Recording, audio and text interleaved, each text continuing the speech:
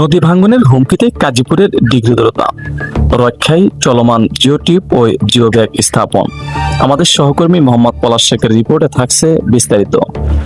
সিরাজগঞ্জের গাজীপুর উপজেলার নিঃসন্তপুর ইউনিয়নের ডিগ্রিদুরতা এলাকায় যমুনা নদীর ভাঙ্গনে আতঙ্কিত হয়ে পড়েছেন স্থানীয় বাসিন্দারা।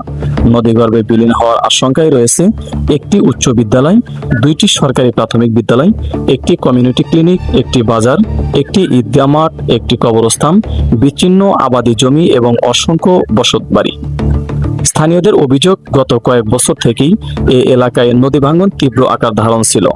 পরিস্থিতি নিয়ন্ত্রণে আনতে সিরাজগঞ্জ পানি উন্নয়ন বোর্ড জরুরি ভিত্তিতে জিও টিউব ও জিও ব্যাগ স্থাপনের কাজ শুরু করে। চলতি বছরও সেই প্রতিরোধমূলক কার্যক্রম অব্যাহত রয়েছে। সিরাজগঞ্জ পানি উন্নয়ন বোর্ডের কার্য সহকারী মোহাম্মদ সোহেল রানা বলেন, নদী ভাঙ্গন রোধে জরুরি ভিত্তিতে জিও টিউব ও জিও ব্যাগের বরাদ্দ দেওয়া হয়েছে।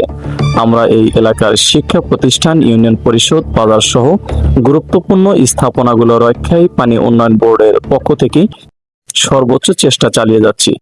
আমরা পানি উন্নয়ন বোর্ড থেকে ভাঙ্গন প্রতিরোধে জিও ব্যাগ, জিও টিউব আপনারা দেখতে পাচ্ছেন যে কাজ চলমান আছে, এবং স্কুল, মাদ্রাসা, হাট, ইউনিয়ন পরিষদ রক্ষার্থে সিরাজগঞ্জ পানি উন্নয়ন বোর্ড সর্বোচ্চ চেষ্টা করবে।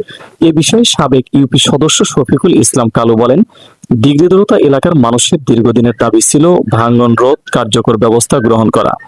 পানি উন্নয়ন বোর্ড কাজ শুরু করায় কিছুটা স্বস্তি ফিরেছে, তবে স্থানীয় সমাধানের জন্য দ্রুত টেকসই বাঁধ নির্মাণ করা প্রয়োজন।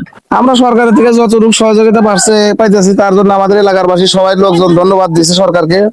অথবা আমাদের এই সুবিধার জন্য আমাদের এখানে সরকারি উচ্চ বিদ্যালয়, সরকারি প্রাথমিক বিদ্যালয়, উচ্চ বিদ্যালয় আছে, একটা ইউনিয়ন পরিষদ আছে। এলাকার প্রচুর আবাদী সম্পদ রক্ষার্থের জন্য সরকার আমাদের যে অনুদান দিতেছে, তাতেই আমরা সরকারের প্রতি ধন্যবাদ। স্থানীয়রা জানান, দ্রুত ও কার্যকর পদক্ষেপ গ্রহণ না করা হলে যমুনার ভয়াল থাবায় এলাকার গুরুত্বপূর্ণ স্থাপনা ও বসতভিটা হারানোর আশঙ্কা রয়েছে। তাই স্থায়ী নদী শাসন প্রকল্প বাস্তবায়নের জন্য সংশ্লিষ্ট কর্তৃপক্ষের জরুরি হস্তক্ষেপ কামনা করছেন তারা। এই চর অঞ্চলের জন্য আমাদের এমপি মহোদয় যে উদ্যোগ নিছে, তাতে তাকে অসংখ্য ধন্যবাদ। SMP news 24।